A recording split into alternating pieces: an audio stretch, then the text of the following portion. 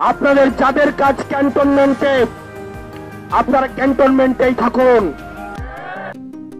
আমাদের অবস্থান সেনাবাহিনীর বিরুদ্ধে নয়, তাদের প্রতি আমাদের পূর্ণ আস্থা ও সমর্থন আছে, তাদের প্রতি আমাদের শ্রদ্ধা ও সম্মান আছে। আমরা আশা করি তারা আমাদের সেই আস্থার প্রতিদান দিবেন বলে মন্তব্য করেছেন জাতীয় নাগরিক পার্টির এনসিপির নেতা হাসনাত আবদুল্লাহ।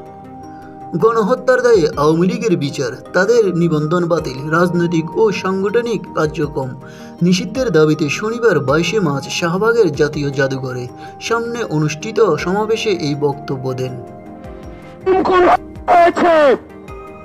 এত জুলুম প্রতিষ্ঠিত হয়েছে, আমরা কোন সার্টিফিকেট দেখি নাই পদত্যাগ করতে।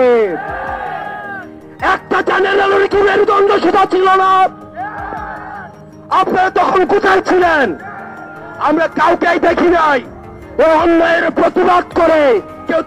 এ সময়ে জুলাইয়ের গণ অভ্যুত্থানের অন্যতম এক নেতা বলেন, পৃথিবীতে কোথাও এমন নজির নেই যারা গণ অভ্যুত্থানের মধ্য দিয়ে পালিয়ে যাওয়া তাদের আবার নির্বাচনের সুযোগ করে দেয়। আমরা কোনো নির্বাহী আদেশে আওয়ামী লীগকে নিষিদ্ধ চাই না। আওয়ামী লীগ যত গণহত্যা করেছে, যত গুম করেছে, যত অপরাধ করেছে, তার বিচার করেই আওয়ামী লীগকে নিষিদ্ধ করার দাবি করেছি আমরা।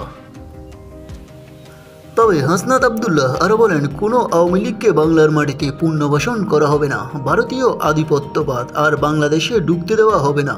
আমরা কোনো ইনস্টিটিউশনের বিপক্ষে নয়, বরং আওয়ামী লীগ যেসব ইনস্টিটিউশনের ধ্বংস করেছেন আমরা সেগুলো পুনর্গঠনের পক্ষে।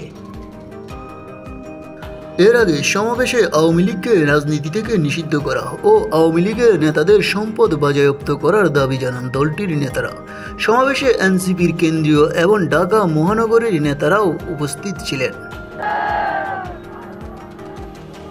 বিভিন্ন ষড়যন্ত্রের মাধ্যমে 2009 সালে আওয়ামী লীগ আবার পুনর্বাসিত হয়েছে। পিলখানা হত্যাকাণ্ডের মধ্য দিয়ে রাষ্ট্রের